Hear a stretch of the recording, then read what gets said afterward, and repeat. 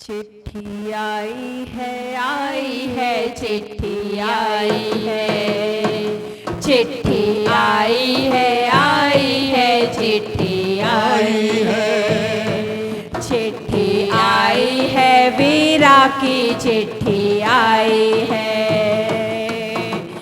बड़े दिनों के बाद हम सब जैनों के पास, बड़े दिनों के बाद हम सब जैनों के पास वीरा की चिट्ठी आई है, चिट्ठी आई है चिट्ठी आई है, चिट्ठी आई है वीरा की चिट्ठी आई है।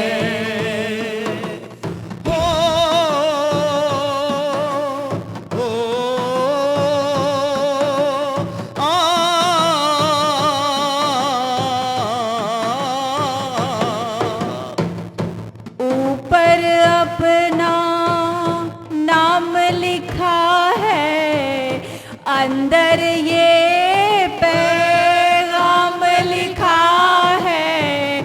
ओ भोगों में रमने वालों, मेरी शिक्षा भूलने वालों, धर्म के ठेकेदार बने तुम, निज स्वरूप को भूल गए तुम, पंथ के भंवर में भटक गए तुम, स्यादवाद को भूल गए तुम।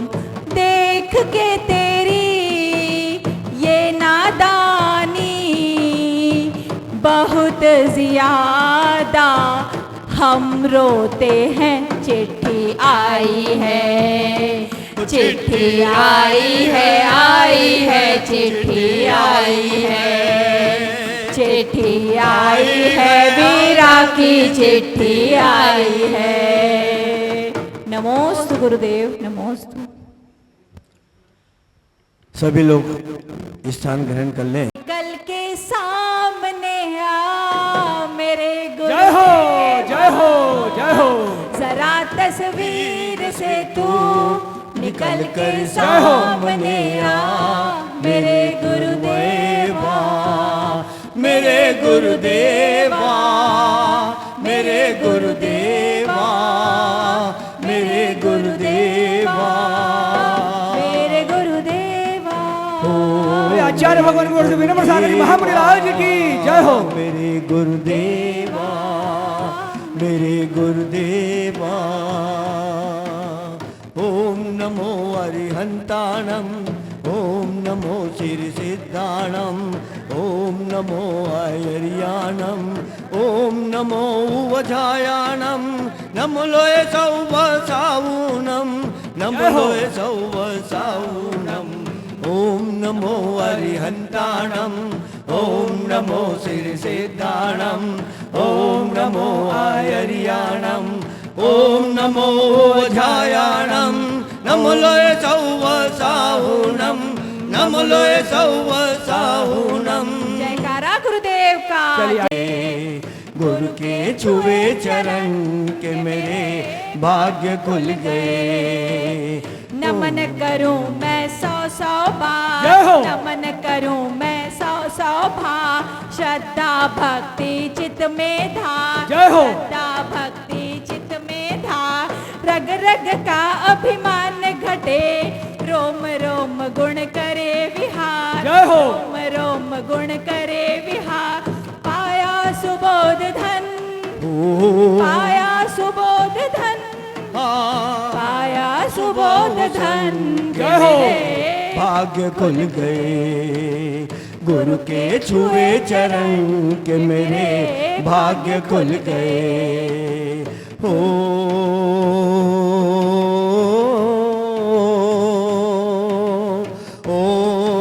आया जिन वाणी माता धरण आया, जिन वाणी माँ तेरे चरण आया, ज्ञान की पाया सत ज्ञान पाया। जिन वाणी माता। आइए प्रवीण भाई, दो गुरु के कर कमलों में अनुमोदना करिए, हाथ लगाइए। चलिए। बोले जिनवाणी माते माता की जय। सभी लोग।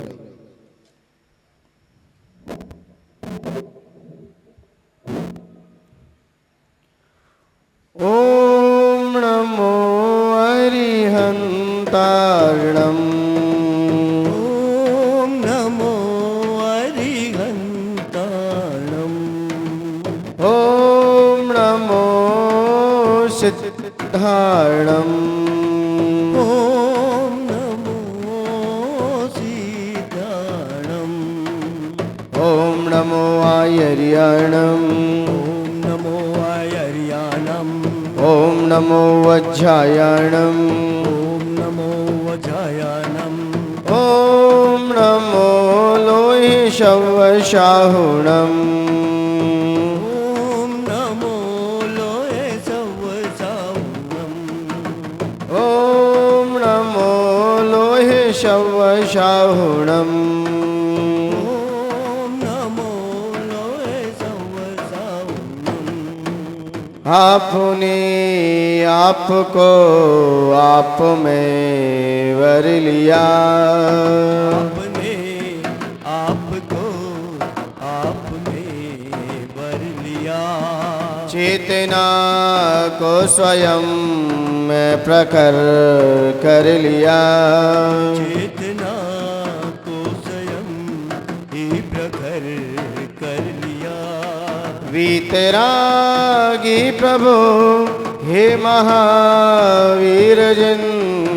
वितरागी प्रभु हे महावीर जिन। आदिनाथ प्रभु तुम हो तारण तरण। आदिनाथ प्रभु तुम हो तारण तरन। आपके दोई चरण में विनम्र नमन। आपके दीव चरण में विनम्र नमन। त्याग के रूप तुम धर्म के रूप तुम। ज्ञान के रूप तुम धर्म के रूप तुम। ज्ञान के रूप तुम ध्यान के रूप तुम। ज्ञान के रूप तुम धर्म के रूप तुम। हे विराग गुरु दो विरागी नयन। हे विरागी गुरु देवरागी नयन। हे विनम्र गुरु दो मुझे अवशरण। हे विनम्र गुरु दो मुझे अब शरण। है नमन दे शरण दो समाधि मरण। है नमन दो शरण हो समाधि मरण। आपके दई चरण में विनम्र नमन। आपके द्विचरण में विनम्र नमन। आपके दई चरण में विनम्र नमन।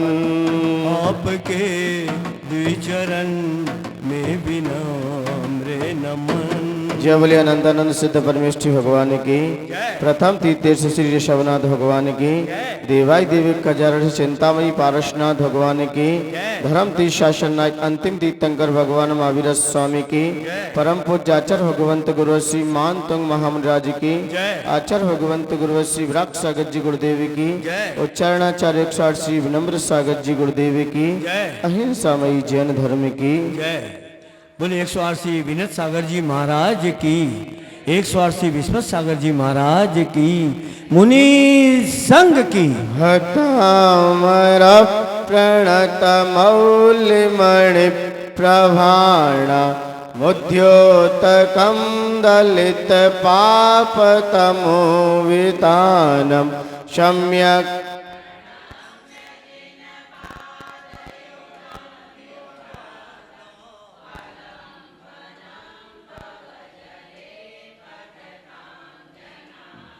यः संस्तुता सकलवाङ्मय तत्त्वबोधा बुद्धिपटुभिः सुरलोकनाथै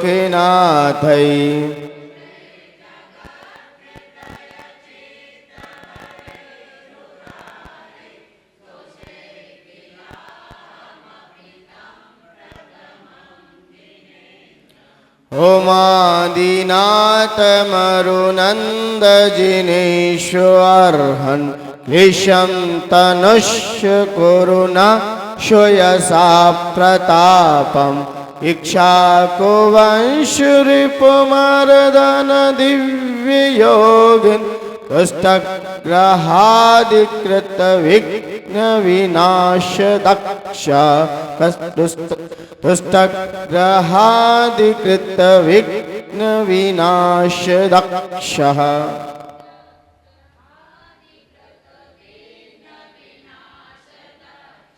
आचार्य भगवंत मानतुंग महाराज जिन्होंने बड़े भक्ति भाव से ये स्तोत्र की रचना की और ये चार जो विशेष छंद हैं इसमें एक छंद कल पूर्ण हुआ था। कल विषय था कि भगवान हमारे क्लेशों को दूर करके मुझे सुयश प्रदान करें, मेरा यश चारों तरफ फैले। कल वह यश की परंपरा को आचार्य भगवंत ने संकेत किया तो एक ही उसमें समाधान निकल के आया कि हम भगवान के अच्छे स्वर के साथ गुणगान करें, प्रशंसा भरे शब्दों का प्रयोग करें। आज नहीं कल आपका यश भी चारों तरफ फैल जाएगा। यश कीर्ति का जब उदय होता है तो आप कितना भी कैसा भी कार्य करते रहना, व्यक्ति आपको धन्यवाद ही देगा। कितना भी बुरा हो जाए आपसे। जब एक राजन अपनी सभासद में बैठे हुए थे और जब कोई एक वहां का उससे कोई दुराचार हो गया और दुराचार होने के कारण राजा ने उसे सभा में बुलाया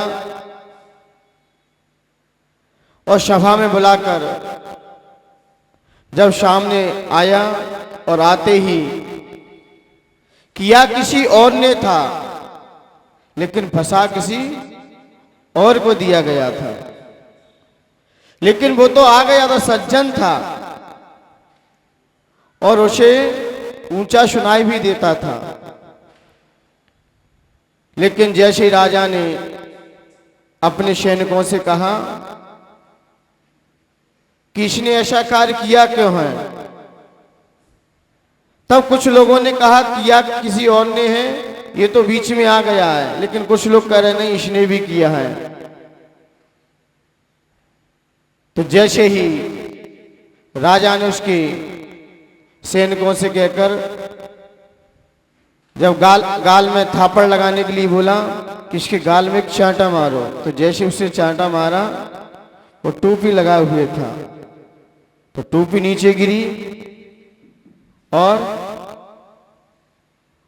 टोपी नीचे गिरी और उसे कम सुनाई देता था।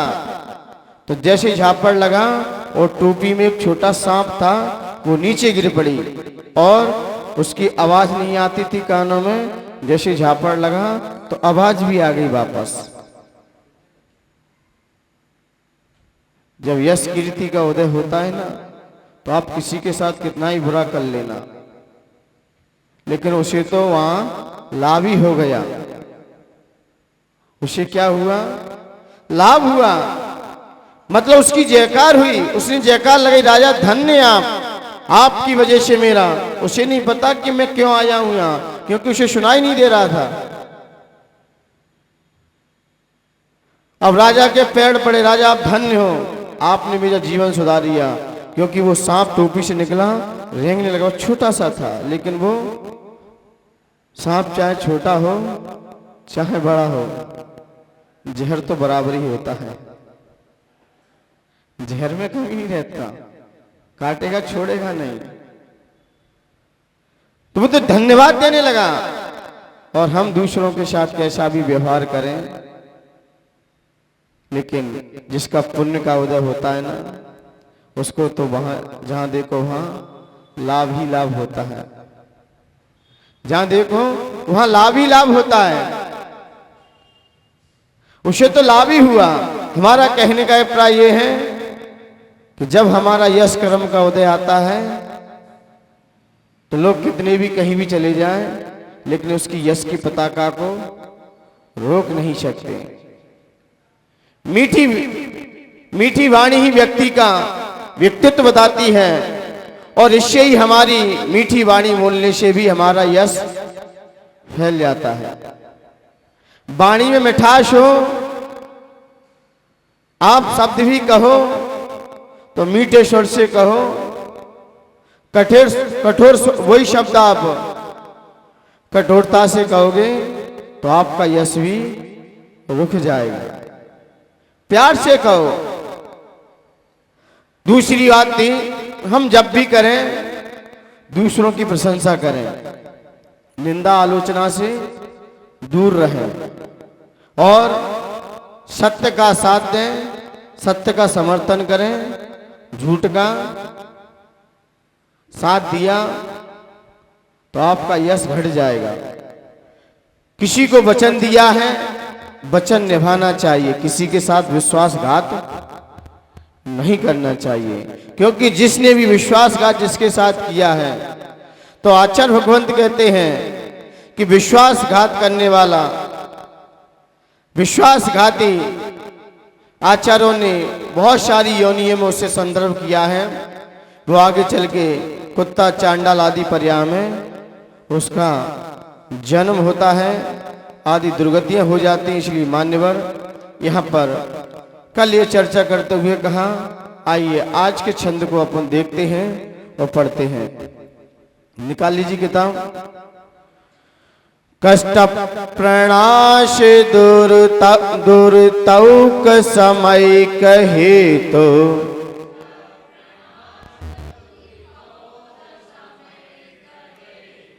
कष्ट प्रणाश दुर्तौक समय कहे तो,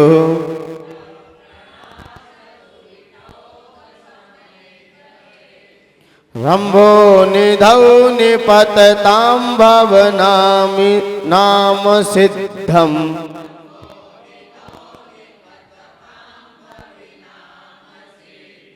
रंभो निधौ निपततां भवनाम सिद्धम,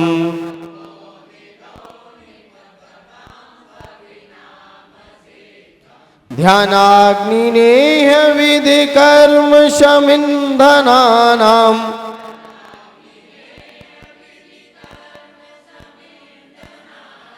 ध्यानाग्निनेह विधि कर्म शमिन्धनानाम्,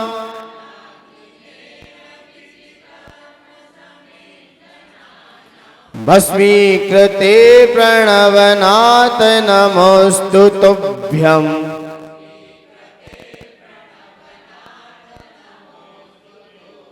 भस्मीकृते प्रणवनाथ नमोस्तु तुभ्यम्,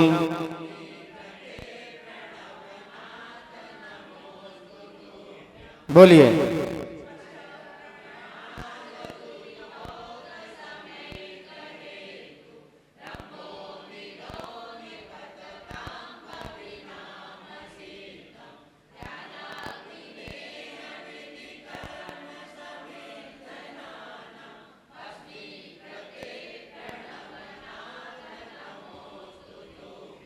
वश्मीकृते प्रणवनाथ नमोस्तु तुभ्यम्।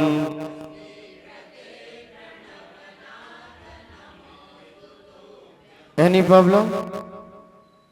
पढ़ना आ रहा है? यह छंद विशेष छंदों में एक छंद है। इसका फल है सर्व दुख विनाशक। जीवन में फिर किसी प्रकार का दुख हो, किसी प्रकार का, क्योंकि व्यक्ति दुख से घबराता है और सुख की नींद में सोना चाहता है। और प्रेम हम किससे करते हैं? किससे करते हैं? चाहते तो ये सत्य है, सुखी चाहते सभी जीव, लेकिन फिर भी हम दुखों का सामान अपने पास रखते हैं और फिर भी हम उसमें क्या ढूंढते हैं? सुख ढूंढते हैं। क्या संसार में सुख है?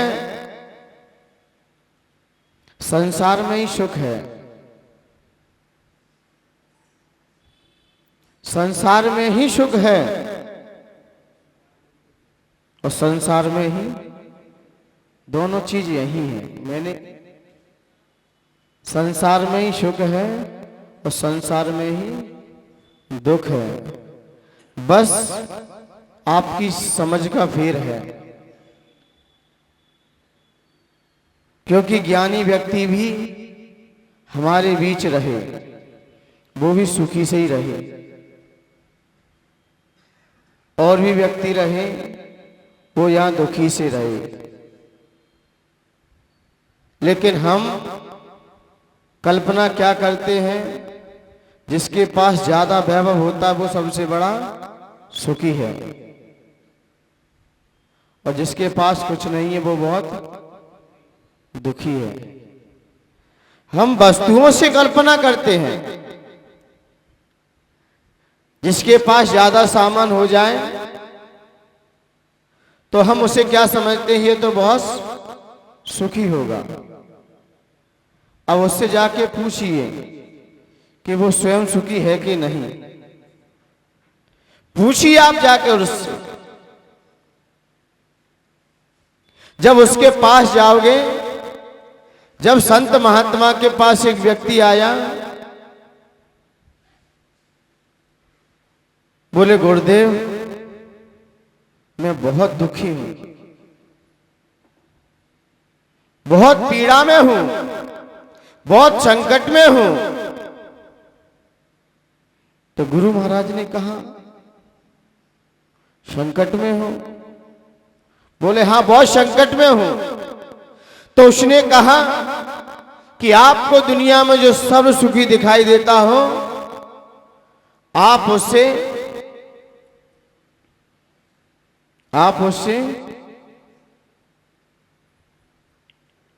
एक धागा लेके आओ। क्या लेके आओ? एक रस्सी या धागा लेके आओ उससे, जो सर्व सुखी हो। आप भी सुखी हो जाओगे। तो दुखी व्यक्ति को जो कह दिया जाए ना उस समय, जो व्यक्ति संकट में हो और फिर उससे कह दिया जाए कि आपको ये कार्य करना है, कहते ना मरता। जब संकट में व्यक्ति हो ना, फिर व्यक्ति सब कुछ करने के लिए तैयार होता है। फिर उसे ये होश आवास नहीं रहता कि हम ये कर रहे हैं तो इसका रिजल्ट क्या आएगा। बस उसने कह दिया, करने को तैयार। कोई बीमार हो जाए ना, कोई व्यक्ति बीमार हो जाए, तकलीफ में आ जाए, तो कई वैद्य आ जाएंगे सामने, कई वैद्य आ जाएंगे, कई वैद्य खड़े रहेंगे, ये नहीं ये दवाई ले लो। तो दुनिया में डॉक्टर ज्यादा है कि मरीज ज्यादा है? डॉक्टर साहब, दुनिया में मरीज ज्यादा है कि डॉक्टर ज्यादा है? हैं? मरीज ज्यादा है, डॉक्टर कम है। और मैं सोच रहा हूं कि डॉक्टर ज्यादा है यदि मेरा कहीं अस्वस्थ स्वास्थ्य खराब हो जाए ना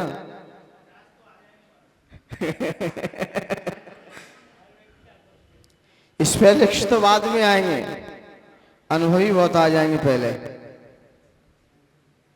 सब आ जाएंगे। फिर महाराज जी ये नहीं ये दवाई ले लो,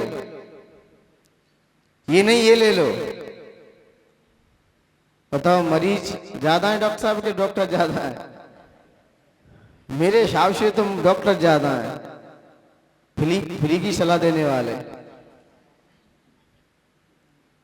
जो स्पेशलिस्ट डॉक्टर होगा वो सलाह देने की पहले फीस ले लेगा, लेगा नहीं लेगा? एक ऐसी चीज है फ्री में मिलती है, क्या चीज है? ये फ्री मिलेगी आपको, एक नहीं 1000 मिलेंगे देने वाले। लेकिन डॉक्टर को सलाह भी देता है तो भी आज के ट्रैक वाला मकान नहीं बनाता है, क्या दे के चला जाता है और कितना लेके जाता है, ये तो मकान वाले जो बनवाते कोई जानते हैं। इसलिए सलाह फ्री में नहीं देना चाहिए। डॉक्टर के पास जाना, मरीज से हाथ दिखाते ही पहले बुखार उतार देगा, बिल जाएगा ना फीस का, डॉक्टरों की फीस ही अलग रहती है। अभी दवाई नहीं दी उन्होंने कुछ, अभी तो सिर्फ आपको सलाह देंगे। और फ्री की सलाह, फ्री की दवाई भी नहीं लगती है। फ्री में डॉक्टर साहब दवाई दे दें किसी को ना तो व्यक्ति ऐसे ही फेंक देगा, और नेक बिल बन जाए ना अच्छा सा 3-4 हजार का, आधा बुखार तो वहीं उतर गया, अब आधा दवाई खा के उतर जाएगा। लेकिन उसने जैसे ही देखा, जब उसने कहा कि जाओ और जाकर जो आपको सुखी दिखाई देता हो उससे आप धागा लेके आओ, वो गया और जाते ही नगर का सेठ था, क्या था? नगर का सेठ था। बोले यही दुनिया में सबसे सुखी है, इसके पास देखो, जब देखो तब इसके दोनों हाथ घी में ही रहते हैं। जब भी आता हूं कोई मेहमान भी आ जाए तो चाय आदि का तो यहाँ काम ही नहीं है, सीधी मूंग की दाल का हलवा और रबड़ी की तो प्लेटें आती हैं। बोले बहुत सुखी है जी। वो नगर सेठ के पास गया, हाथ जोड़कर बोला, हे सेठ जी, मेरी आपसे एक रिक्वेस्ट है, एक प्रार्थना है। सेठ जी बोले, बोलिए आपकी क्या प्रार्थना है? बोले आप अपने हाथ से मुझे एक धागा दे दीजिए, एक रस्सी दीजिए, और किसी से कोई चीज मांगो तो जरूर कोई ना कोई उससे फिर पूछेगा। वैसे धागा उठा लो उससे तो कुछ नहीं कोई कुछ कहेगा, लेकिन उससे कुछ मांगो तो जरूर पूछेगा आपको क्या आवश्यकता है। किसी से कोई चीज मांगने जाओ, ये जरूर पूछेगा आपको क्यों आवश्यकता है इसकी, भाई आपको क्या बता दो। फिर भी लोग पूछते हैं और देते भी नहीं है। आप किसी से कोई चीज लेने जाना, पहले ये पूछेंगे क्यों चाहिए, क्या करोगे, कब देने आओगे, पूछते भी नहीं पूछते। तो बोले धागा चाहिए आपको, क्यों चाहिए? बोले कुछ नहीं, एक संत महात्मा ने कहा है जो आपको दुनिया में सुखी दिखाई देता हो उससे धागा लेके आओ, और मुझे ही आप दुनिया में सबसे ज्यादा सुखी दिखाई दे रहे हो। तब बोला सेठ, बोला कि आपको दिख रहा हूं मैं बहुत सुखी हूं, वास्तव में देखा जाए मैं बहुत दुखी हूं। बोले आप भी दुखी हो? आप किससे दुखी है? सब कुछ तो आपके पास है, फिर भी दुखी हो? लेकिन जैसे ही देखा तो सामने उसकी धर्मपत्नी तमतमाते हुए आई। क्या फालतू लोगों की बात में लगे रहते हो, कोई काम नहीं है? सुबह सुबह जाओ पूजन अर्चना करो भगवान की, ये करो वो करो। तो समझ गया इससे तो मेरी धर्मपत्नी शांत तो हुए कम से कम। ये सेठ जी को भी इतने संकट है, सेठ जी पे भी, वो तो बेचारा उसने लाइव टेलीकास्ट देख लिया। बोले सेठ जी जब मेरे सामने, तो ये तो अभी तो सैंपल है, अभी तो ये क्या है, क्या बोलते हो एडवर्टाइज फिल्म में क्या बोलते अभी तुझे टेलर है तो फिल्म क्या होती होगी यहाँ की। तो बेचारा वो तो कह रहा सेठ जी रस्सी अपने पास ही रखो, इससे तो मेरी पत्नी सांत्वना से तो रहती है कम से कम। तो सेठ जी ने कहा आ गया समझ में, आपको लग रहा था मैं सुखी हूं। विजय सेठ जी, भले ही विजय सेठ जी नाम है, दीपक सेठ जी हैं, लगते हैं कि हम सुखी हैं। फिर जैसे वो आगे चला तो वहां का जो जमींदार था, रोज मीटिंगें होती थी, लोग अपनी अपनी समस्याएं लेके आते थे, सारी संकटों जो भी घर की परिवार की जो भी समस्याएं होती थी वो वहां के जमींदार सारी समस्याओं को हल करते थे। और पहले देखा जाए जो मुख्य जमींदार रहता था वो सारी समस्याओं को हल करता था। उसे लगा कि यहाँ के जमींदार बहुत सुखी हैं, बहुत संपन्न हैं। वो जमींदार के पास गया और जमींदार अपने स्थान पर बैठे हुए थे। जमींदार से बोला कि आप मुझे क्या दे दो, अपने हाथ से धागा दे दो। बोले धागा क्यों चाहिए? बोले मेरे गुरु महाराज ने कहा है जो आपको दुनिया में सुखी दिखाई दे उससे क्या लेके आना, धागा लेके आना।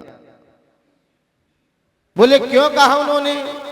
बोले मैं बहुत गरीब हूं, बहुत दुखी हूं संसार से, तो किसी गुरु महाराज ने कहा है जो आपको धनपति दिखे, जो सुखी दिखाई दे, आप उससे एक धागा लेके आना।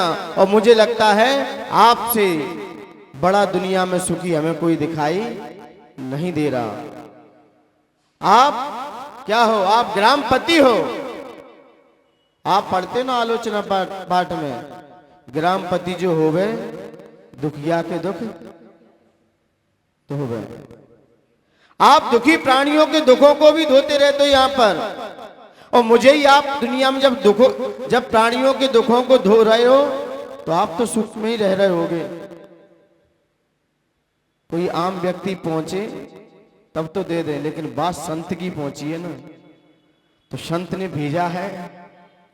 और संत की बात कहते ना, वैसे तो व्यक्ति अपने आप को ही धनपति समझता है, जब सामने उससे भी बड़ा दिखाई देता है ना, तब पता चलता है कि मुझसे भी कोई ऊंचा है। कहते ना ऊंट जब पहाड़ के नीचे आता है तब पता चलता है कि मुझसे भी ज्यादा कोई ऊपर है। उसने कहा कोई आम व्यक्ति होता तो मैं दे देता, लेकिन संत की बात है। तो उसने कहा मैं सुखी इतना नहीं हूं जितना संत ने मुझे समझा है, जितना आपके गुरु महाराज ने मुझे समझा है, मैं उतना सुखी नहीं हूं। बोले आपको भी दुख है? बोले बहुत दुख है। लेकिन ऐसे ही देखते देखते उसका बेटा आया, और बेटा आते ही बेटा जुआरी था। जितनी भी धन दौलत जोड़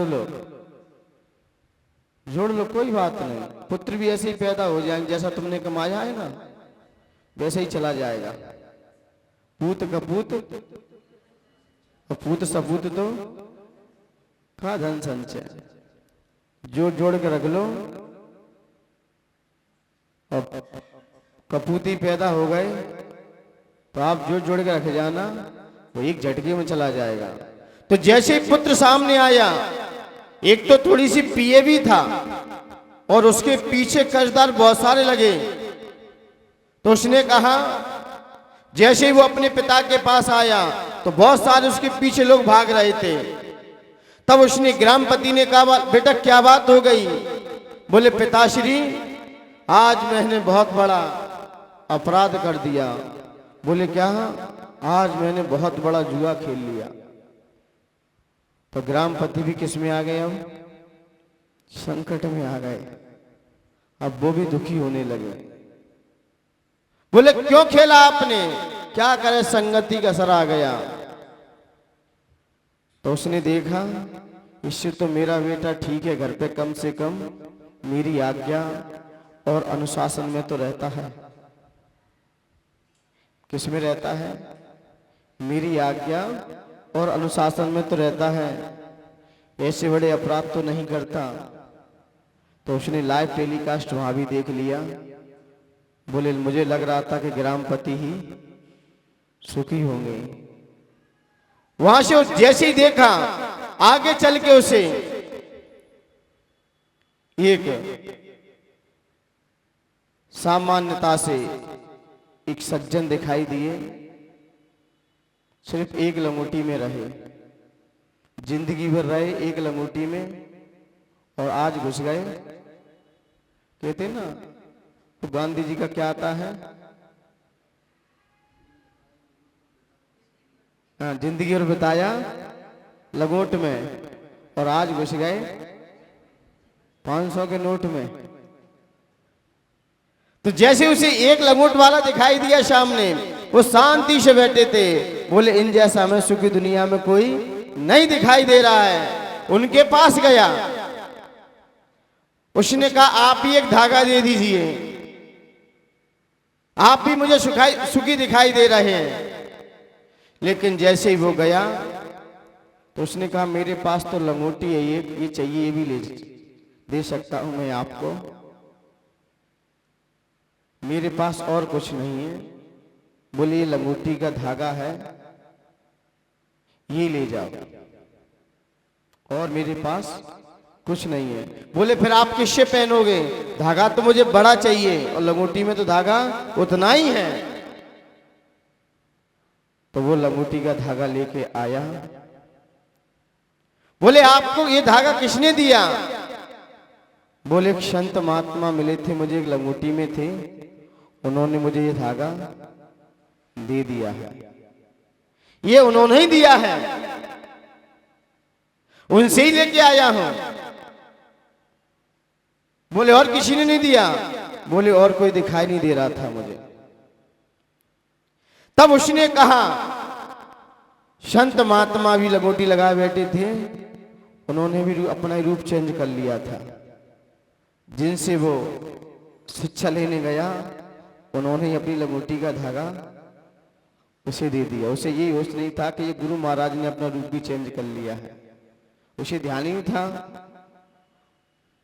बोले बस जो अपने में संतुष्ट है, संतोष है, वही सबसे सुखी है। जो संतोष धारण करता है अपने जीवन में, संतुष्ट है। आप जिन जिन के पास भी गए, सब कहीं ना कहीं आपको दुखी नजर आए। एक संत ही है, एक सज्जन व्यक्ति है जो हमेशा आपको सुखी नजर आता है। कोई चाहते नहीं है। मुख्य कारण है दुख का यहाँ पर, सर्व दुखों का नाश करने वाला क्षण तो ये है ही, लेकिन सबसे बड़ा हमारे जीवन में दुख है तो सबसे बड़ा दुख है हमारी चाहतें। जिसकी जितनी चाहतें होंगी वो सबसे बड़ा आपको दुनिया में क्या दिखाई देगा? दुखी दिखाई देगा। क्या? जिसकी जितनी चाहतें हैं वही आपको बहुत दुखी दिखाई देगा। आचार्य भगवंत कहते हैं अभाव की दृष्टि रखना, जीवन में अपने अंदर अभाव की दृष्टि रखना कि मेरे पास इसका अभाव है, ये नहीं है मेरे पास, वो नहीं है मेरे पास। ऐसी दृष्टि यदि हमारे अंदर आ गई, वो व्यक्ति कभी सुखी नहीं हो सकता। वो अपने पास जितना है उसमें तो संतोष धारण नहीं करेगा, दूसरों के पास है उसकी ओर दृष्टि अपनी गाड़ के रखेगा। भले ही वो दूसरों के ऊपर दृष्टि गाड़ के रखा है, उसका दूसरों का आ भी जाए फिर वो सुखी नहीं हो सकता, क्योंकि जिसकी चाहते दूसरों के ऊपर है। अपने ऊपर दृष्टि रखे तो व्यक्ति हमेशा सुखी रहे, हमेशा सुखी रहे। व्यक्ति दूसरों के ऊपर दृष्टि रखता है। तो आचार्य भगवंत कहते हैं जिनके पास जो वस्तु है उनसे जाके पूछो वो कितने सुखी हैं, और आप पे आ जाएगी तो क्या आप सुखी हो जाओगे क्या? तो दुख का कारण क्या है? चाहत। जितना आपको प्राप्त है वही पर्याप्त है, ज्यादा मत भगो। ज्यादा भगोगे तो कहीं ना कहीं हम किसी के शिकारी बन सकते हैं। ज्यादा धन हमारे पास आ भी जाए और उसकी रक्षा करो और रात रात भर किसकी गोली खाओ? एक तो कमाने में परेशानी हुई और उसके रखवाने में, और रखवाली करो, अब उसकी रखवाली करो, तो व्यक्ति सुखी रहेगा कि दुखी रहेगा? कई लोग इसमें ही चले जाते। तो आचार्य भगवंत कहते हैं आप जहां पर हो वहीं पर खड़े रहो। आप दूसरों के ऊपर दृष्टि मत रखो कि दूसरों के पास इतना है। आपको यदि ऐसा विचार आ जाए, ये देवलोग करते ही क्या हैं, उनके मन में यही तो संताप रहता है कि उन देवों के पास इतनी विभूति है, मेरे पास नहीं है। उसी जल जल के वो आगे चल के एक इंद्रिय की पर्याय में आना पड़ता है। आप जरा विचार कीजिए, हमारे पास जो है उसमें ही संतोष धारण करो। आप अपने से नीचे वालों को देख लो। किसको देख लो? कम से कम हम सुखी तो हैं, हम सुखी तो हैं। लेकिन लोगों की विचित्र दशा है।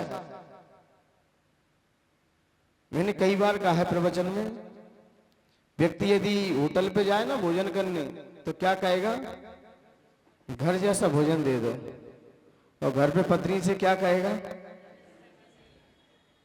अब पता नहीं क्या चाहिए इसे, है ना? वही सीता जैसा किस्सा। रामचंद्र जी से कहा क्या क्या लेके आओ? सोने का हिरण लेके आओ। क्या लेके आओ? सोने का हिरण लेके आओ। और सोने का हिरण सामने लेने गए, वो आया कि नहीं आया? सीता ने जैसा विचार किया तो रावण ने कहां बैठा दिया उसे? सोने की लंका में बैठा दिया। और सोने की लंका में बैठ तो गई सीता। अब क्या चाहिए? अब क्या चाहिए आपको? पहले ये बताओ, क्या चाहिए? जब सोने की लंका में बैठ गई, जब सोने ने सोना पहना के आपने किसी को लाद दिया, क्या सोने में सुख है? क्या सोने में सुख है? क्या सोने में सुख नहीं है? सोने में सुख नहीं है क्या?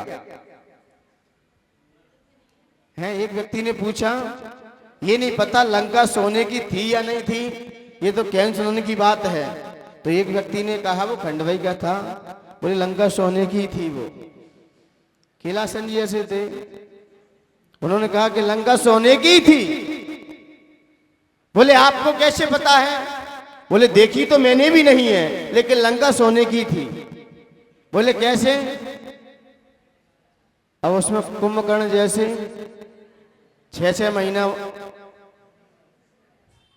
और रावण जैसे लोग जो विषय भोग के नींद में लेटे हुए हैं, ये सो नहीं रहे तो क्या जग रहे हैं क्या जी? जब कुंभकर्ण जैसे सो रहे हैं 6-6 महीने तक, तो लंका किसकी है? किसकी है लंका? सोने वाले लोगों की है। चाहे ये वाले सोने की, तो ये तो दिमाग खंडवा वाले लोगों को चल सकता है, और अन्य लोगों का तो मैं कह नहीं सकता। चाहे ऐसे ही हमारी सोच है, हमारे पास जो है, जो प्राप्त है, उसमें हमें संतुष्ट नहीं है। ये चाहिए, वो चाहिए। लोगों से पूछिए, जिनके पास धन है, पैसा है, जब एक व्यक्ति की 4 पत्नियां थी, क्या थी? बहुत मार्मिक घटना है। 4 पत्नियां थी, और 4 पत्नियां थी। जब वो वहां का सेठ था, जब वो सेठ था, उसकी 4 पत्नियां थी। बड़ा सज्जन था, सुशील भी था, बड़ा संपन्न भी था। वो अपने अन्य देशों में वो किसी काम से जा रहा था। किससे जा रहा था? काम से जा रहा था। तो उसने सारी पत्नियों से पूछा कि आपकी कोई डिमांड तो नहीं है, मैं बाहर जा रहा हूं, किसी चीज की आपको आवश्यकता हो तो मुझे आप अवगत करा दें। तो बड़ी वाली पत्नी ने पहले ही पर्चा थमा दिया, क्या क्या लेके आना है, ये साड़ी, वो जवाहरात, ये सामान, वो सामान, ठीक है, उसने पर्चा रखा, क्योंकि पति का फर्ज होता है पत्नी की इच्छा की पूर्ति करना, दंपत्य जीवन उसी को कहा जाता है। ठीक है, दूसरी पत्नी के पास भी गया, बोले आपकी कोई डिमांड तो नहीं है कुछ, मैं बाहर जा रहा हूं। बोले हाँ है। बोले पायल नहीं है, ये नहीं है, वो नहीं है, कितनी डिमांड आ जाती है। और पति पूछे फिर तो और ही अजब बात है, फिर तो पति पूछे, फिर तो पत्नी तो तैयार बैठी रहती है। मुझे ये समझ नहीं आता कि पत्नियां पतियों के साथ जाती हैं शॉपिंग करने तो सारा खर्चा तो पति देता है, तो ये पर्स क्यों टांगे रहती हैं अपने पास, क्यों डॉक्टर साहब? मुझे समझ में नहीं आ पाता कि सारा खर्चा तो पति उठाता है। ये तो अच्छी बात है कि सारे देवी देवताओं को यहीं भारत में रखा है, कहीं विदेश होते ना देवी देवता तो पत्नी ये कहती मैंने वहां मन्नत मांगी वहां ले चलो, वो तो यहीं रख दी है उन्होंने, है ना। तो कभी कभी विचार आता है ये पर्स क्यों रखे रहती है अपने पास, क्योंकि सारा खर्चा तो पति उठाता है, साथ में रहता है, चलता है। क्यों मनीष भैया, सही है कि नहीं? और फिर भी साथ में पर्स हैं? अच्छा, आप देखते रहते हो।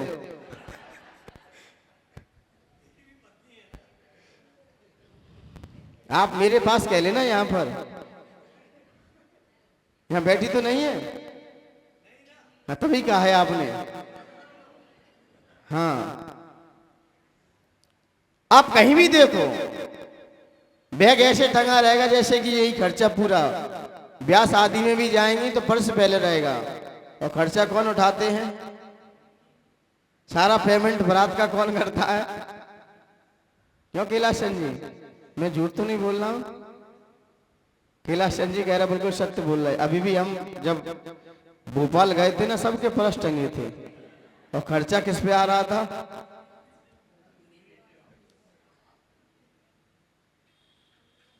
अब मैं नहीं कह सकता उसमें क्या, वो आप समझो भाई। पर्स तो पैसे के लिए होता है, और इसको किस लिए होता है?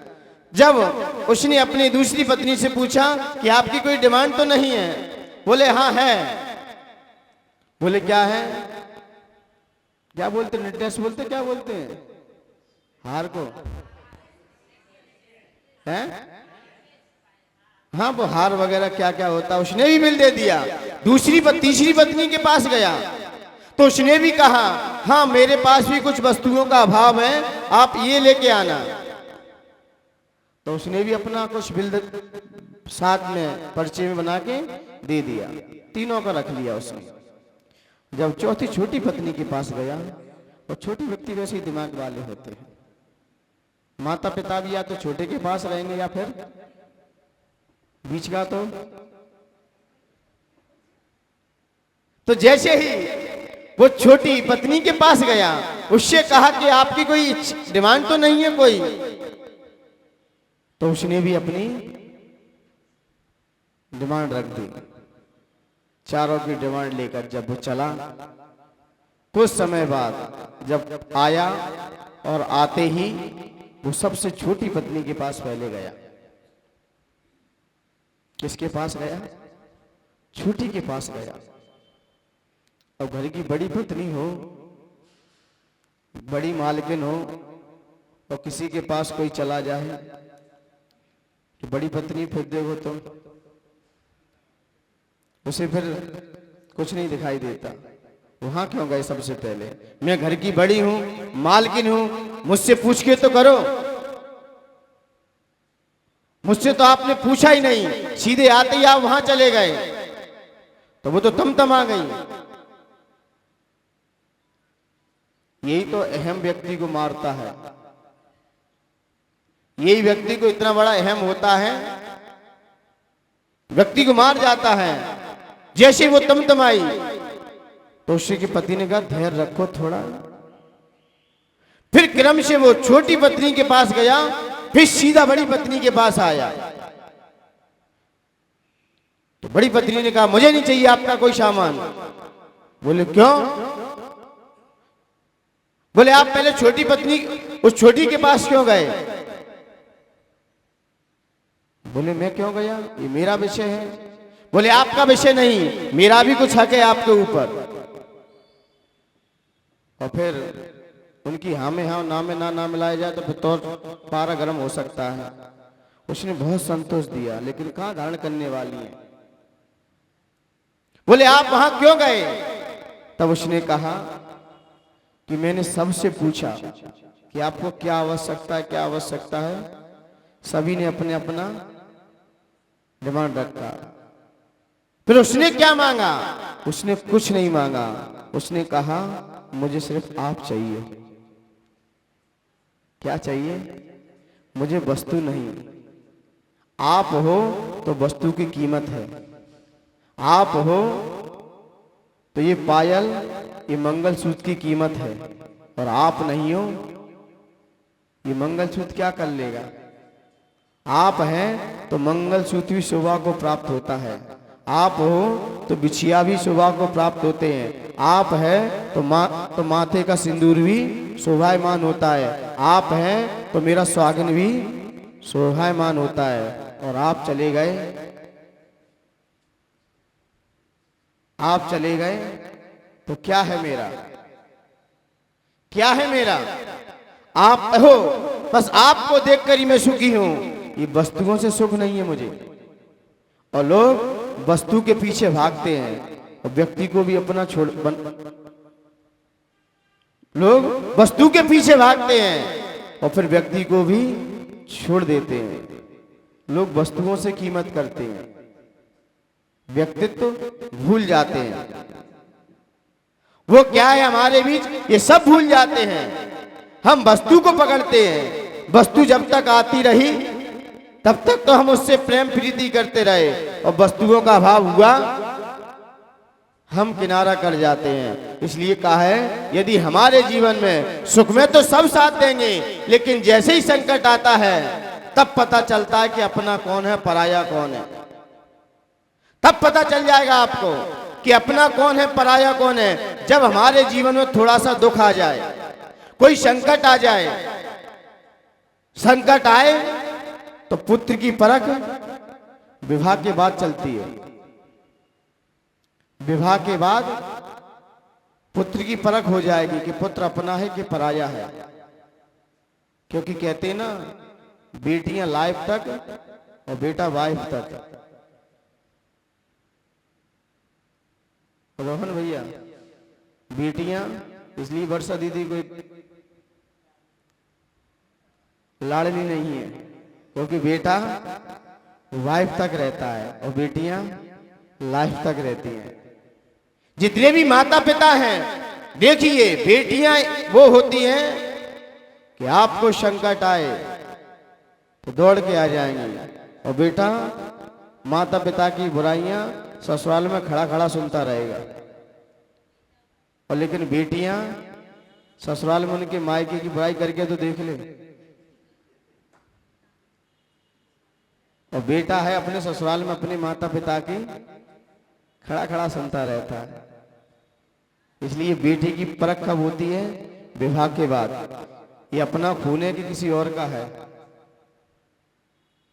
क्योंकि रिश्ते खून के भी होते हैं, एहसास के भी होते हैं। इसे एहसास है कि नहीं माता पिता का?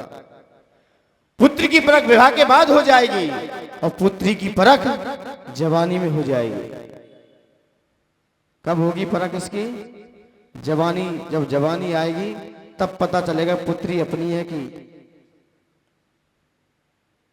अपनी है किसी दूसरे की है। तो पुत्री की परख जवानी में होती है और पति की परख पत्नी की बीमारी में होती है।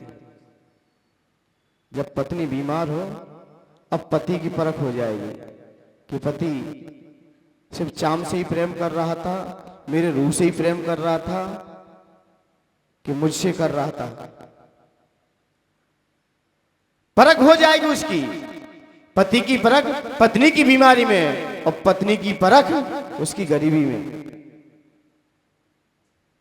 पत्नी की परख कब होगी?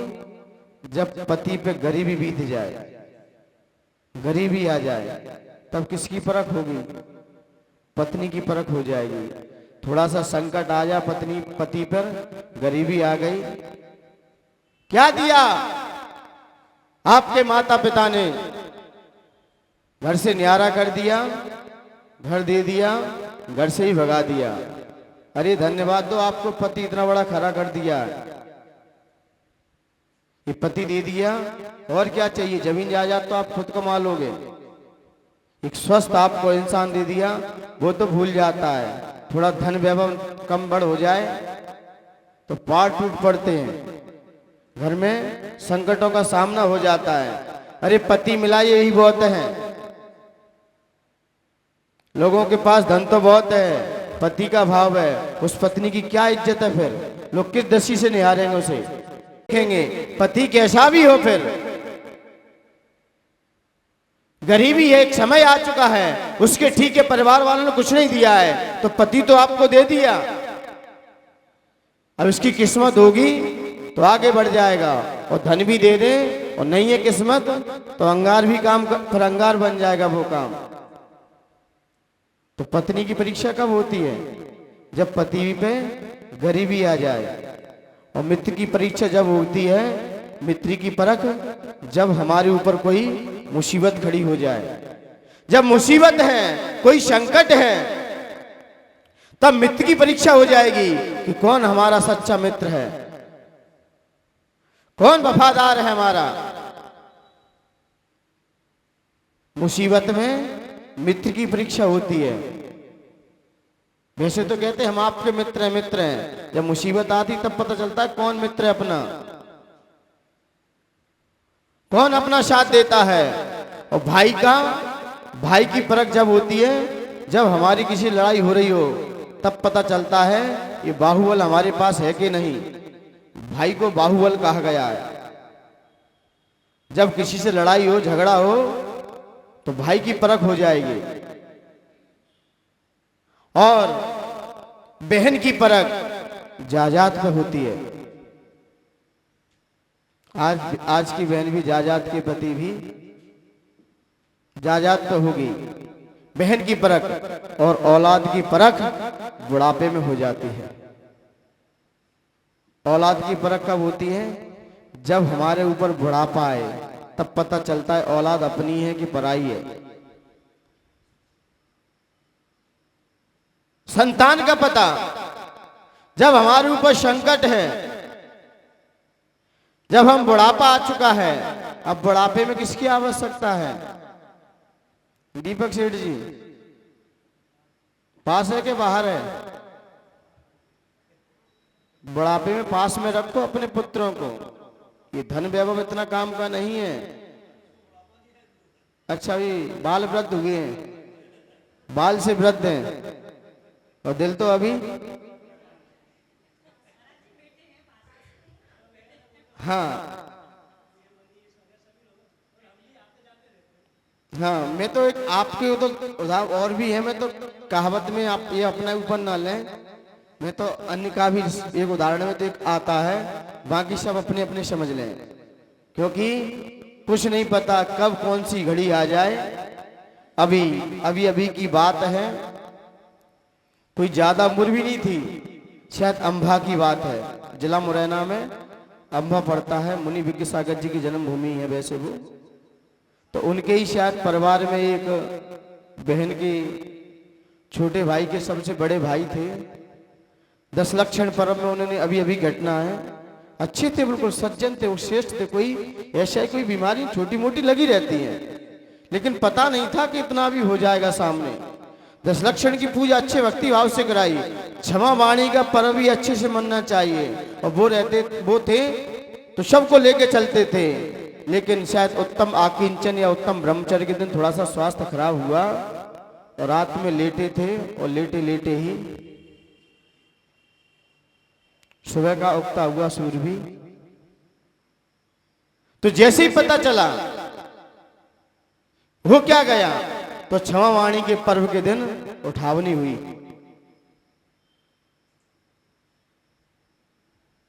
तो इसलिए बेटा कोई पास नहीं था, पति पत्नी रहते थे। तो इसलिए आजकल जो अधिकांशता लोग नेक सुख के कारण नेक घर में दुख आ जाए, हमें तो अलग कर दो। क्या कर दो? जॉइंट फैमिली मौजूद फैमिली रहेगी। 4 रहोगे तो व्यक्ति आपके ऊपर आंख भी नहीं उठाएगा, देखने से पहले सोचेगा। और अकेले हो घर में और थोड़ा धन भी और साथ में आ जाए तो पूछो ही मत, काल और पकड़ लिया अपने ऊपर, अपने धन जोड़ लिया और सोना जोड़ लिया, धन सोना इकट्ठा कर लिया और कहते हम इसमें सुखी हैं। और रह 2 प्राणी रहे और धन जावारा तो इकट्ठे कर लो, तो व्यक्ति दृष्टि क्या होगी? व्यक्ति धन के खातिर रातों ही रात आएगा, धन के खातिर गई ही नहीं जाने। शमशाबाद की घटना है। शमशाबाद में जब हम लोग थे, एक सुनार संपन्न थे, शायद दूसरी अपनी जाति के नहीं थे, लेकिन हाँ जैन संपर्कों से वो अच्छे रखते थे। लेकिन 2 ही प्राणी थे घर में, 2 ही प्राणी। बच्चे कहाँ हैं? बाहर, बेटियां बाहर। 2 प्राणी। काम किसका है? साहूकारी। समझते ना साहूकारी क्या होती है? लेना देना। इसलिए प्याज खाने में इतना दोष नहीं जितना ब्याज खाने में दोष है। प्याज खाने वाले के यहाँ तो मुनिराज एक बार आहार भी कर सकते हैं, लेकिन ब्याज खाने वालों के यहाँ सज्जनों को भोजन भी नहीं करना चाहिए। ऐसा नीतिकार ने स्पष्ट उल्लेख कर दिया है, क्योंकि इनका कोई भरोसा नहीं है कहां से कैसा पैसा आ जाए। एक उदाहरण पढ़ रहे थे, किन किन लोगों को सज्जन भोजन को भोजन नहीं करना चाहिए। एक शायद कथानक मुझे मिला था कि इन लोगों के यहाँ सज्जन लोगों को भूल करके भी भोजन नहीं करना चाहिए। किसी के यहाँ अनुचित ब्याज लेकर फायदा उठाने वाले व्यक्ति के यहाँ परिस्थिति का फायदा उठाते तो गुना जोड़ते। फिर कोई बीमारी दुखी में पैसा ले गया और आप ब्याज पे ब्याज चल रहा है, भाई 1 साल में होगा, फिर उस ऊपर ब्याज चालू हो जाएगा। किसी ने बीमारी दुखी में लिया है, परिस्थिति का फायदा उठाकर ब्याज खाना, ऐसे लोगों के यहाँ सज्जन लोगों को भोजन नहीं करना चाहिए। भोजन करके आओगे आप दुखी रहोगे। जो चोरी हैं, अपराधी हैं, इनके यहाँ पर अपराध होता है, या किसी अपराधी के घर पर भी जिसने अदालत ने से अपराधी घोषित कर दिया है, ये अपराधी है, बस पकड़ में नहीं आ रहा है, लेकिन देश ने से क्या कर दिया है, राष्ट्र ने किसका दर्जा दे दिया है? क्या दिया है? ये अपराधी है। अपराधी होने के कारण सज्जन लोगों को वहां भोजन नहीं करना चाहिए। जिसका स्वभाव क्रोधी है, हमेशा क्रोध में रहता है, जब देखो तब क्रोध में, ऐसे क्रोधी को यहाँ, क्योंकि क्रोधी को आचार्य भगवंत ने चांडाल की योनि में रखा है। उस समय क्या है? वह चांडाल है, और चांडाल के यहाँ हमेशा सूतक रहता है। वहां पर भी और संक्रमित महाबीमारी से घर ग्रसित है, कोई बीमारी फैली है, अभी आया ना कोरोना काल, ऐसी कोई कैंसर आदि रोग है जिस घर में, उस घर में सज्जन लोगों को पानी नहीं पीना चाहिए। इसलिए जहां पर कैंसर के रोगी रहते हो वहां पर उनके यहाँ का खाना पीना भी नहीं खाना चाहिए। कैंसर का व्यक्ति अलग रूम में रहना चाहिए, साथ में फैमिली में ना रहे, क्योंकि ये वायरस किसी को भी टच कर सकता है। डॉक्टर साहब गलत है कि सही है? कैंसर का व्यक्ति हो उसके यहाँ तुम देखने जाओ, लेकिन खा पी के मत आना उसके यहाँ से, बस देख आओ, और वो भी अपना बचाव से सैनिटाइज होकर सुरक्षित, क्योंकि हवा वाली बीमारी है कैंसर की, कोई हवा लगी फैल सकती है। चारित्रहीन स्त्री, जो सप्त विषण में स्त्रियां रहती हैं, उनके यहाँ भी भोजन नहीं करना चाहिए सज्जन लोगों को। उनके यहाँ का। स्वेच्छाचारी हैं, जहां देखो वहां घूमती रहती हैं। नपुंसकों के यहाँ, किन्नरों के यहाँ। सज्जन लोगों को पानी भोजन नहीं पीना चाहिए। निर्दयी, दया रहित हैं, जो दूसरों के प्रति मानवीय धर्म नहीं है जिनके अंदर, दया धर्म से रहित हैं। दया मात्र का इनके अंदर नामो निशान नहीं है। पत्थरों के सांप को तो पूज रहे हैं और पत्थरों के चूहे को तो पूज रहे हैं, और घर में निकलता है तो मार रहे हैं। इनके अंदर दया धर्म है कि नहीं? ऐसे लोगों के यहाँ आचरो, निर्दयी हो, दया रहित हो।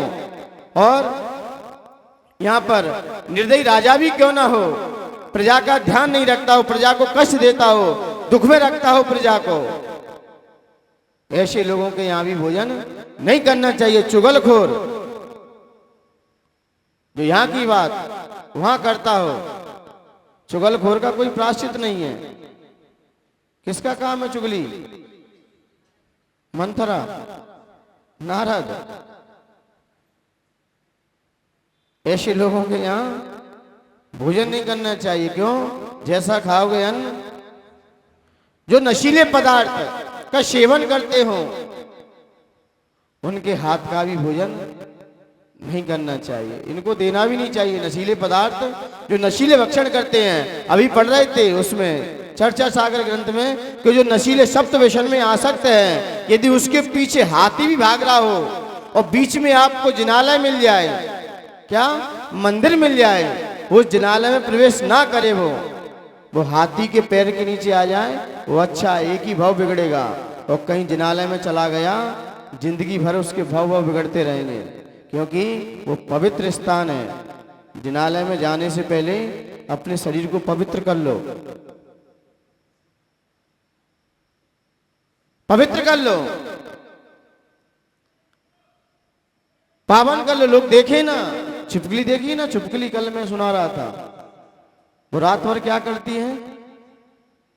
क्या करती है रात भर? वो कीड़े मकोड़ों को खाती रहती है, छोटे छोटे कीड़ों को खा जाती है, और सुबह होते ही महापुरुष की तस्वीर के पीछे छिप जाती है। ऐसे हम लोगों का तो नहीं है कि रात रात भर तो हम होटलों में जीवन व्यतीत कर रहे हैं। क्या क्या बोलते वो, किटी पार्टी में होटल का भोजन, तो वहां बच नहीं सकते आप। रात्रि में तो होटल में, और सुबह आते ही जय जयनाथ परम गुरु होए।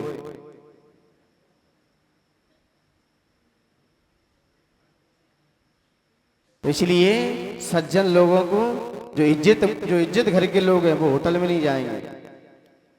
बोले धीरी भाई अंबानी भी तो जाते थे होटल में। वो होटल में जाते थे लेकिन कुछ लेके आते थे। वो भले ही आपको लगता था कि चाय पीने जाते थे, लेकिन वहां कोई फालतू चर्चा नहीं करते थे। वहां बड़े बड़े लोग आते थे, उनकी बातें सुनते थे, उनकी चर्चाएं सुनते थे। आज वो अपने बड़े स्तर पे पहुंचे। हमने कहा ना, सुख भी वही है, वो दुख भी वही है।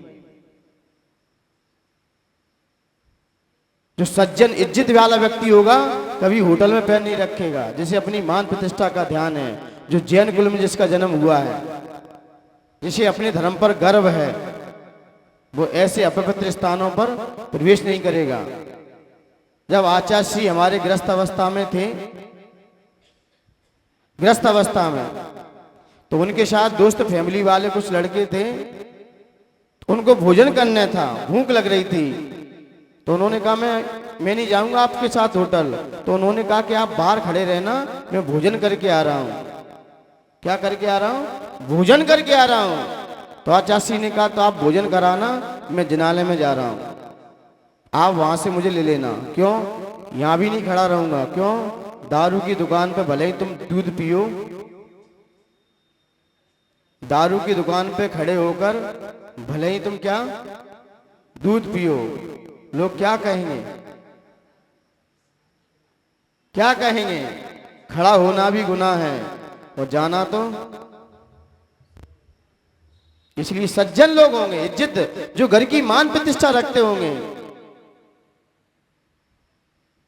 जिनके घर में भोजन नहीं बनता है, वो जाते दूसरों के यहां पर भोजन करने। ये अन्नपूर्णा की सबसे बड़ी अवहेलना है। आप अपनी किचन को छोड़कर दूसरी की किचन में प्रवेश कर रहे हो, ये कहां का धर्म है? कि आपके किचन में है नहीं अन्नपूर्णा क्या? कि जिंदगी कट जाएगी क्या आपकी वहां से? लेकिन सज्जन व्यक्ति होगा वो नहीं जाएगा। इसलिए नशीले पदार्थ का जो भक्षण करते हैं वो मंदिर में ना प्रवेश करे तो ठीक है, वो ना मंदिर जाए। कोई इनसे मंदिर जाने से कोई पवित्रता नहीं आएगी, वो अपनी जिंदगी खराब कर लेंगे। क्यों? निर्दयी जो नशीले पदार्थ करते, शब्द विषणी, भले ही गुरुओं के प्रवचन सुने, पास में वहीं से जाए, लेकिन त्याग करके यदि मंदिर जाता है उसका फल बहुत मिलता है। और त्याग नहीं है, शाम को दूसरी बोतल और हाथ में भगवान का कलश, कर लो कोई बात नहीं, मनमानी कब तक चलेगी? ऐसे लोगों को भगवान को छूना भी नहीं चाहिए कि हमने शाम को क्या हाथ में लिया था। और आज हम शाम को, एक व्यक्ति आया, सिगरेट पीते हुए आया, और पीते हुए सिगरेट आ गया अंदर मंदिर में। और कोई लोग आरती कर रहे थे, बोले आरती नहीं होना चाहिए इस मंदिर में। तो बताओ क्या कहें इनसे हम? मंदिर में दीपक नहीं जलना चाहिए, इस मंदिर में दीपक नहीं जलता। और बाहर क्या पी के आए अभी आप? ऐसा कौन सा जनालय है जहां दीपक नहीं जलता हो? उठाइए पूरा इतिहास। ऐसा कौन सा देवालय है, ऐसा कौन सा तीर्थ स्थान है जहां पर दीपक ना जलता हो? जो यहां ज्ञान का दीप नहीं जला पाए, उनके अंदर भी क्या दीप जलेगा? वो भी बुझे दिल हैं। बाहर तो स्मोकिंग और मंदिर में कह रहे हैं क्या? ठीक है, आपको, आप नहीं बोल रहे, आपका पैसा बोल रहा है, आपका पैसा बोल रहा है। तो इसलिए इन लोगों के यहाँ, सज्जन लोगों को भूल करके भी भोजन नहीं करना चाहिए। तो आइए इसी संदर्भ में आचार्य भगवंतों ने कहा, ये सारा दुख मिटने वाला ये छंद है जीवन में। हम इसी कारण से हमारे जीवन में दुखों का सामना रहता है, क्योंकि हम अपने पास जितना है उसमें तो हम संतुष्ट नहीं हो पाते, लेकिन हम दूसरों के यहाँ पर सुखों को ढूंढते हैं। यहाँ सुख है, वहां सुख है। कहते ना, आप कितने भी होटल में चले जाना, कहीं भी चले जाना, लेकिन जो सुख आपके घर में है, आप कहीं भी चले जाओ, कहीं भी कोई व्यक्ति कितना भी कहीं भी रह ले, तीर्थ यात्रा भी कर ले व्यक्ति, होटल में भी चला जाए, लेकिन जो सुख अपने घर में है वो कहीं नहीं है। नींद आपको अपने घर में ही आएगी। होटल में तुम करवटें बदलते रहोगे, नींद नहीं आएगी। दूसरे के घर में चले भी जाओगे तो एक रात तो आपको जागरण करना ही पड़ेगा, लेकिन नींद कहाँ आती है? अपने घर में आती है। इसलिए आचार्य भगवंत कहते हैं, जब आपको बाह्य दृष्टि से देखा जाए जो सुख आपको अपने घर में है, ऐसे ही हमारे अंदर निज घर में ही सुख है। और हम ढूंढते कहाँ हैं? कहीं यहाँ सुख है, कहीं वहां सुख है। इसलिए आचार्य भगवंत कह रहे हैं, ये छंद सभी दुखों का विनाश करने वाला है। इसलिए हमें दुखों के कारणों से बचना चाहिए, तभी हमें दुखों का निवारण हो सकता है और सुख भी हमारे अंदर आ सकता है। आइए इसके छंद को, अर्थ को देखते हैं। जाप देखते पहले। ओम ह्रीम श्रीम, जाप है कि नहीं? ओम ह्रीम श्रीम क्लीम क्लौम विलीम अर्हम नमः। ओम ह्रीम श्रीम क्लीम क्लौम विलूम अर्हम नमः। यहां पर आचार्य भगवंत का कहना है कि इस जाप का ध्यान करने से, कोई भी आप जाप करते हो, कोई आपको नमोकार मंत्र की जाप क्यों ना करनी पड़े, पहले उस मंत्र को अपने शरीर में अंकित करो। ये नहीं माला ले ली, अब बहू कहाँ जाओ, बैठो तुम यहाँ, और माला चल रही है। कोई माला काम की नहीं है, माला भी फिर रहे, प्रवचन भी सुन रहे हैं, और पोते को भी खिला रहे गोदी में, और कौन आ रहा है कौन जा रहा है वो भी चल रहा है, और माला भी खिंची जा रही है। मंत्र साधना करो तो पहले मन को एकाग्र करो। आचार्य भगवंतों ने कहा है मन को, जाप को, कोई भी जाप करनी है, अंदर से कोई भी क्लेश को हटाना है तो जाप करने से पहले आप उच्चारण करते हो। आप मंत्र का उच्चारण करके कोई मंत्र फेरते हो, उसका कुछ परसेंटेज कम हो जाएगा वक्त से, और आपके होठ हिल रही है, माला फिर रही है, आपको फल पूर्ण नहीं मिलेगा। लेकिन मंत्र को ना होठ हिले ना शरीर हिले, सिर्फ मन ही मन में चल रही हो, 100% मंत्र का प्रभाव आपके जीवन में आएगा। क्योंकि मंत्र का नाम ही मन से फेरना, काय से नहीं है, ना वचन से है, मन से है। करते ना नमोकार मंत्र पढ़ेंगे, जैसे ऐसे छोटा बच्चा उसे वो भी कर ले, लोग माला ऐसे फेरते, छोटा बच्चा बैठा दो तो क्या कर ले, देखे ना कहीं दादियां यार क्या क्या शुशु शुशु करेंगी, और छोटा बच्चा बैठा हो बेचारा वो तो वहीं की वहीं बैठे जाए। तो इसलिए मंत्र फेरो मन से, और मंत्र शास्त्र में भी आया है, पहले मंत्र को पूरे अपने शरीर में क्या करो, अंकित करो। अंकित करते हुए फिर मंत्र साधना करो, मंत्र का प्रभाव पड़ेगा। तो यहाँ पर ओम का बीजाक्षर तो आपको पता है, पंच परमेश्वरी का सूचक है, और ह्रीम किसका है, कल्याणकारी है, और 24 तीर्थंकरों का भी बीजाक्षर है ह्रीम शब्द, और श्री लक्ष्मी का सूचक है क्लीम। हमारे जीवन में जितने भी कष्ट आते हैं, परेशानी आती हैं, क्लीम शब्द लगाया जाता है। इसलिए मंत्र देने से पहले मंत्र शास्त्र का भी ज्ञान होना चाहिए। मंत्र फेरने से पहले आपको मंत्र का ज्ञान भी होना चाहिए, इसका अर्थ क्या निकल के आएगा। इसलिए ड़मोकार मंत्र का इसलिए कहते हैं सामान्यता से ड़मोकार मंत्र फिरते रहो, लेकिन कोई विशेष मंत्र है तो विशेष गुरु के पास जाइए, उसका अर्थ समझ में आइए, इसका अर्थ क्या है, उसका अर्थ क्या है, इसका तथ्य क्या है, इसका पथ्य क्या है। जब दोनों समझ के आप मंत्र फेरोगे तो मंत्र का प्रभाव कुछ अलग ही आएगा। तो इसलिए यहाँ पर क्या, क्लीम कष्ट और क्लेश को नाश करने का बीजाक्षर है। क्लोम, क्लोम शब्द हमारे अंदर, क्लोम शब्द हमारे अंदर जागृति का सूचक है, जागृति और ऊर्जा को भरने वाला है। और ब्लूम शब्द मनोकामनाओं को पूर्ण करने वाला है। और अरहम शब्द अरहंत का बीजाक्षर है। और नमा, नमा किसका सूचक है, नमस्कार का। नमा शब्द किसका सूचक है, नमस्कार का।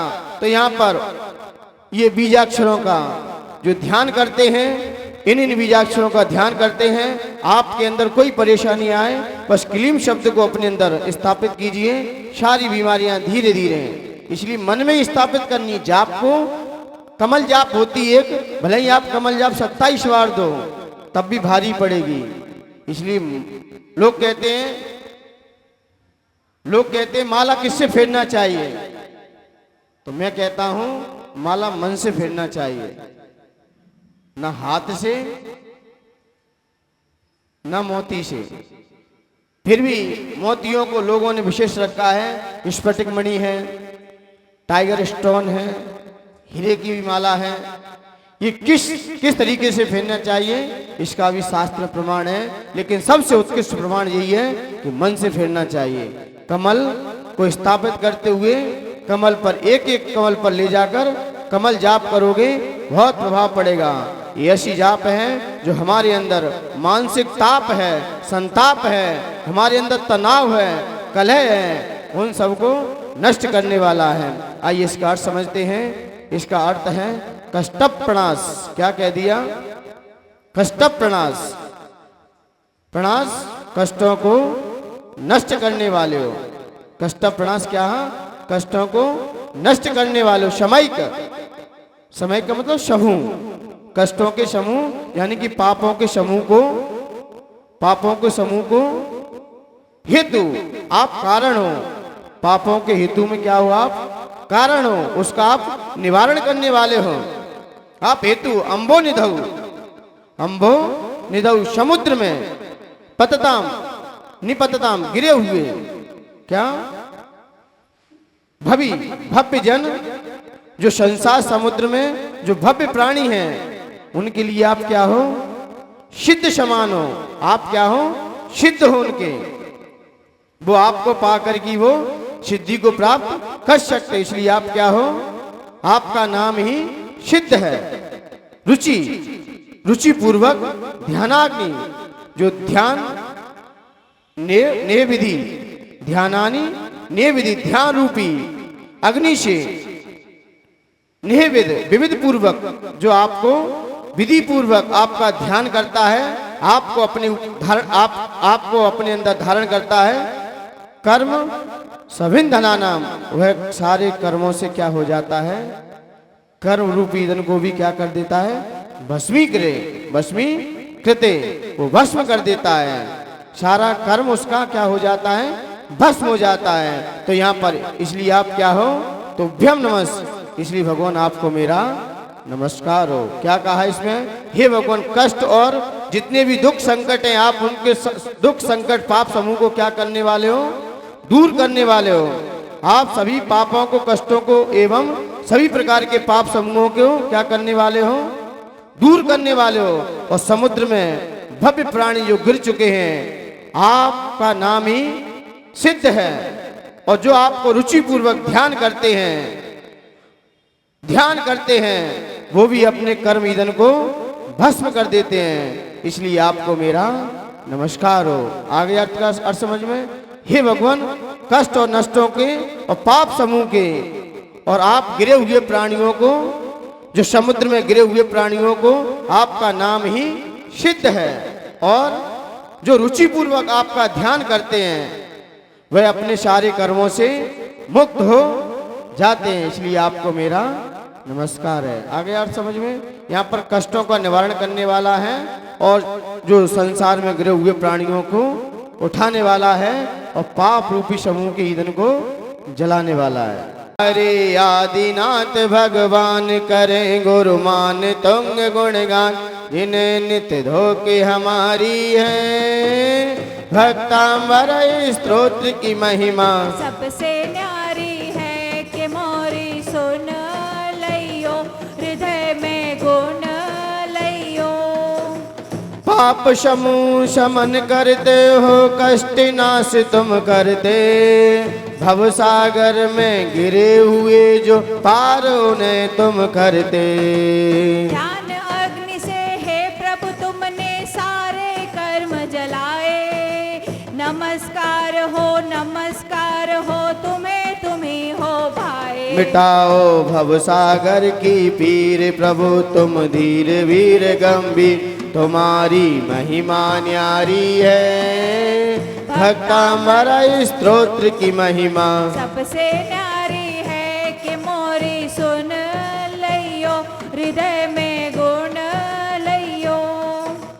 पाप कष्टों को समन कर नाश करते हो, भव्य भव में जो गिरे तुम पार करते हो। ध्यान से सब कर्म को तुमने जलाया है, आपको मेरा नवन तव रूप भाया है।